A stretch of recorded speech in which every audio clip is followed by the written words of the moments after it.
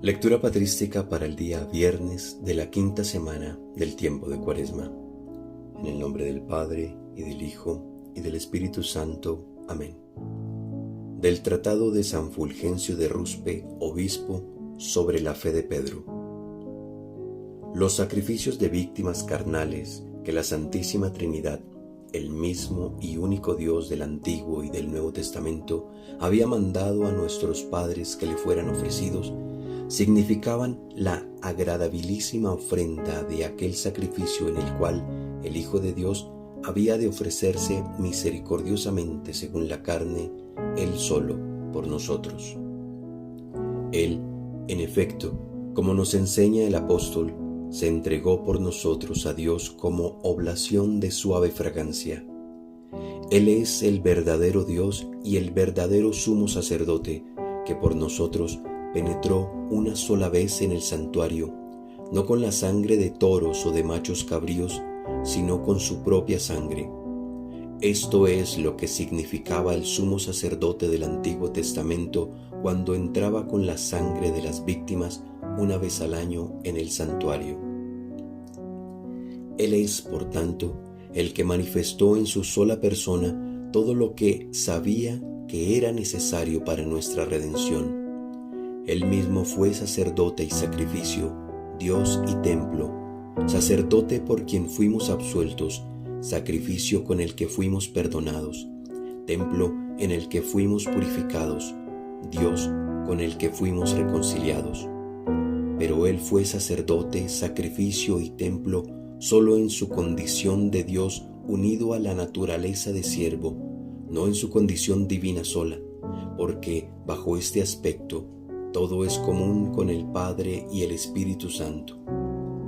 Debemos pues retener firmemente y sin asomo de duda que el mismo Hijo único de Dios, la palabra hecha carne, se ofreció por nosotros a Dios en oblación y sacrificio de agradable olor. El mismo al que, junto con el Padre y el Espíritu Santo, los patriarcas, profetas y sacerdotes del Antiguo Testamento sacrificaban animales.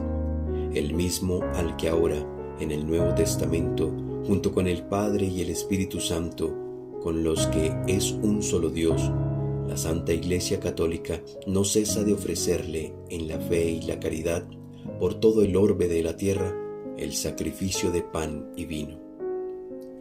Aquellas víctimas carnales significaban la carne de Cristo, que Él, libre de pecado, había de ofrecer por nuestros pecados, y la sangre que para el perdón de ellos había de derramar. Pero en este sacrificio se halla la acción de gracias y el memorial de la carne de Cristo, que Él ofreció por nosotros, y de la sangre que el mismo Dios derramó por nosotros. Acerca de lo cual dice San Pablo en los Hechos de los Apóstoles: «Tened cuidado de vosotros y del rebaño que el Espíritu Santo os ha encargado guardar, como pastores de la Iglesia de Dios, que Él adquirió con la sangre de su Hijo».